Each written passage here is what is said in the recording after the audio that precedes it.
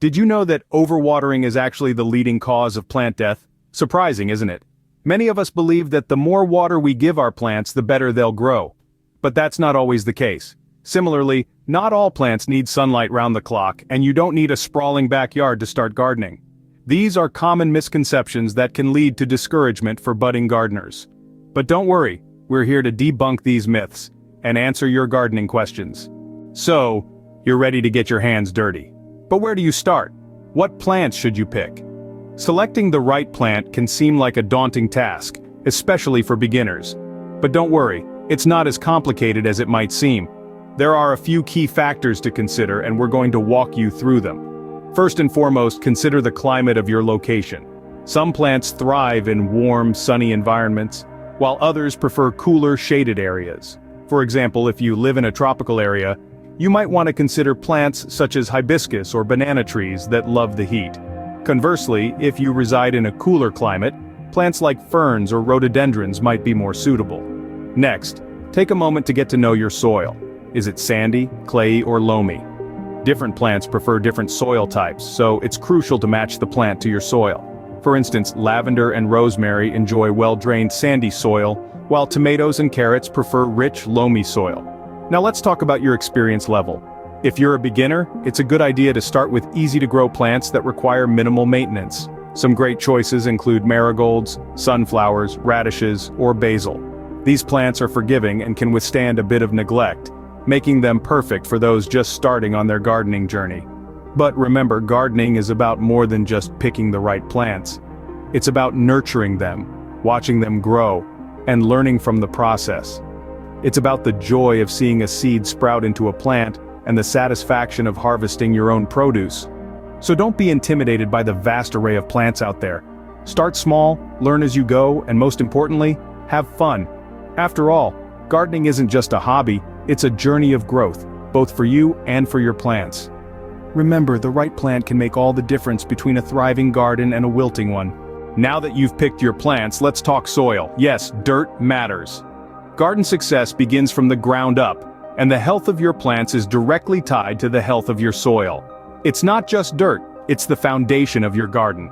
There are different types of soil, each with its unique composition. Sandy soil, for instance, drains quickly but doesn't hold nutrients well. Clay soil, on the other hand, retains water for longer but can become compact, making it hard for roots to grow. Then there's loamy soil, the Goldilocks of soils, which is just right. It's a balanced blend of sand, silt, and clay, offering excellent structure, moisture retention, and nutrient-holding capacity. But you don't need to hit the soil lottery to have a thriving garden. Any soil can be improved. Adding organic matter like compost or well-rotted manure can boost its fertility and structure. It's like giving your soil a nutrient-packed smoothie, making it a haven for beneficial microorganisms and earthworms. Additionally, consider a soil test. It's like a routine physical for your garden, revealing nutrient deficiencies, pH levels, and offering amendments recommendations. It's a proactive step, ensuring your plants get what they need from the get-go. Remember, soil preparation is not a one-time thing, it's an ongoing process. Regularly adding organic matter and checking your soil's health can significantly boost your garden's productivity. So before you plant anything, make sure your soil is up to par. Your plants will thank you for it. Watering seems simple, right?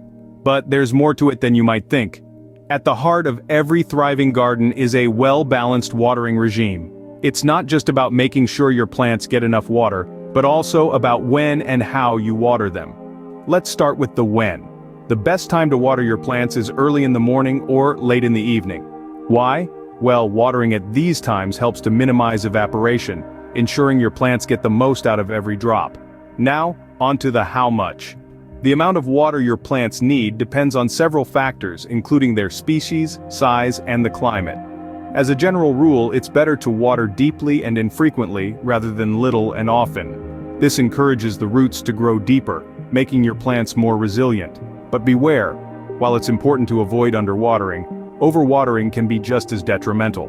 Overwatering can lead to root rot, a condition that can severely damage or even kill your plants.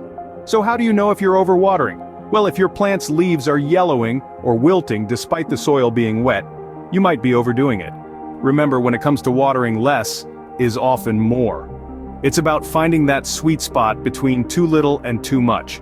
And remember, each plant is unique, so what works for one may not work for another. Happy watering. Pests can be a gardener's worst nightmare. But don't reach for the pesticides just yet.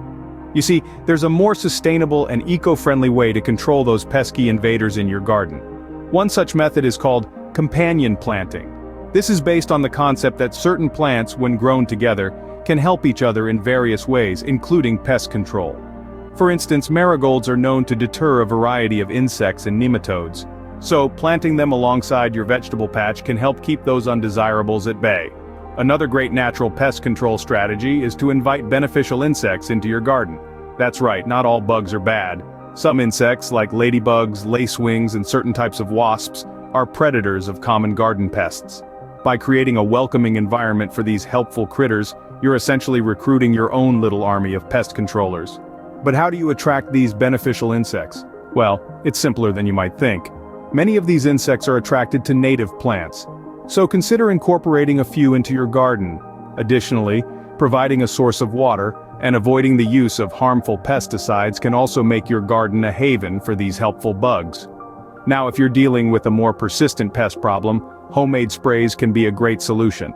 A simple spray made from dish soap and water can be effective against soft-bodied insects like aphids and mites. For tougher critters, consider a hot pepper or garlic spray. These pungent mixtures can deter a wide range of pests.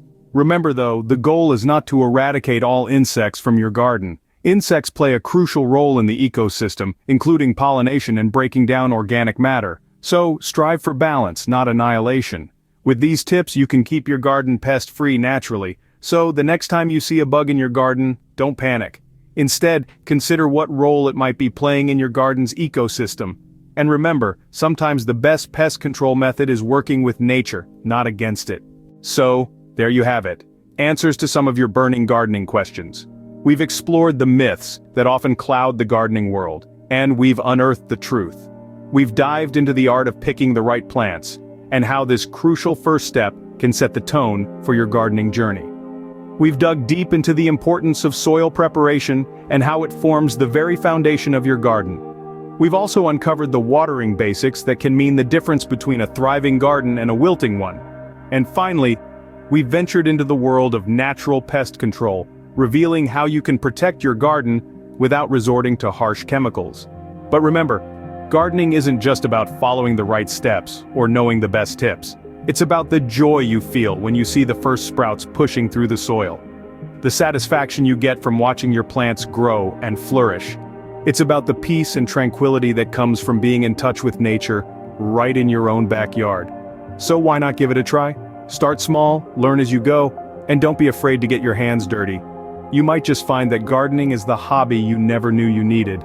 If you found this video helpful, give it a thumbs up, share it with your friends, and subscribe to our channel for more gardening tips and tricks. And don't forget to drop your gardening questions in the comments below. Happy gardening. Happy.